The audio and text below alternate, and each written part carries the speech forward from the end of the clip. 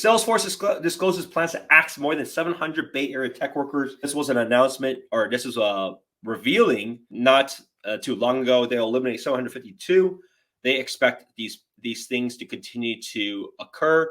Now, I want to talk about these because it's very important to see how this ultimately impacts other markets and in terms of other sectors. So think about valuations of companies and think about valuations of startups. At the end of the day, most of their valuations are really on exit, like what they can exit for and what the multiples of the exit for. Now, when it comes to the enterprise space, and especially when it comes to software as a service, Salesforce is by far the biggest juggernaut in this space. Because they're the biggest juggernaut in this space, they are the biggest market cap, and they will have a price to earning multiple or a sales multiple that startups can only dream of to get to. So if the market cap of Salesforce, and let's just look this up right now. So the market cap of Salesforce is 150 billion. And this is like as great of a SaaS company that has pretty much ever existed. This is like the top of the market. And then there's different revenues for that, right? You can see like their finances, annual revenues, $26 billion. So it's like a crazy amount of revenue, right? 26 billion. They've been growing very quickly. So they always look at like year over year growth is still like 25%, which is super wild. So it's incredible what they've been doing. So you have like this as the peak of the market, not peak of the market, peak of the best players out there. And so what happens is, as you can see with even Salesforce's stock valuation, right?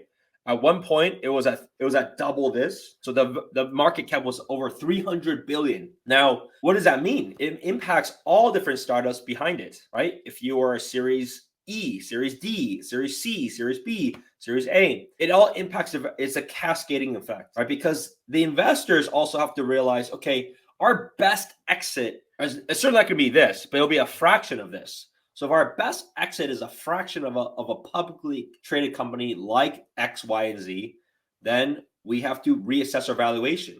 And so that's why you see a huge multiple compression that has occurred over the last year, because as rates increased, this impacted all of these very big public companies. And so as their valuation got cut in half, it makes sense that all other valuations should be cut by half, if not more, because there's still the risk side of it for them to be successful, right? Salesforce is a massively established company. They're very well ingrained in most enterprises.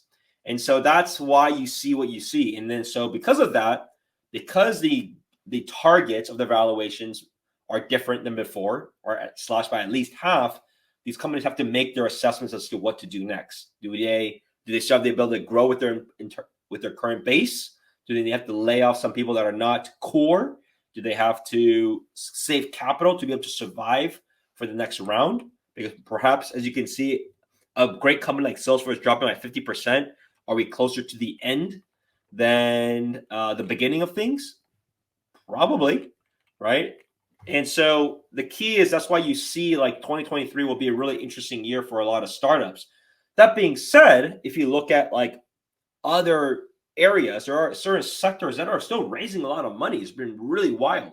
I mean, look at OpenAI, right? Look at that side of things. I think that side is going to be something that a lot of people are going after still. I mean, OpenAI raised another 10 billion from Microsoft. And so you have still some sectors that are still growing really quickly, especially the difference of like AI and why that's unique versus SaaS companies is those are new sectors that don't have too many exit valuations, right? Because they can be game changers. And so you have that side of it. You have this other side, which is like this different climate tech kind of things. There's no real exit out of it, right? There's no real big players to compare it to. So with that, then it's a frenzy environment, right? Like if there's no basis of where these can go, then people do whatever they want. And they just pour in a ton of money because they're betting on indefinite things. Look at crypto as an example.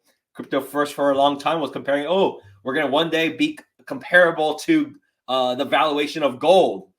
Well, that was a long way to get there, but that was a very lofty goal, right? And so when you have these sectors that don't have as much of an established player like we have in SaaS, software as a service, and those different things happen.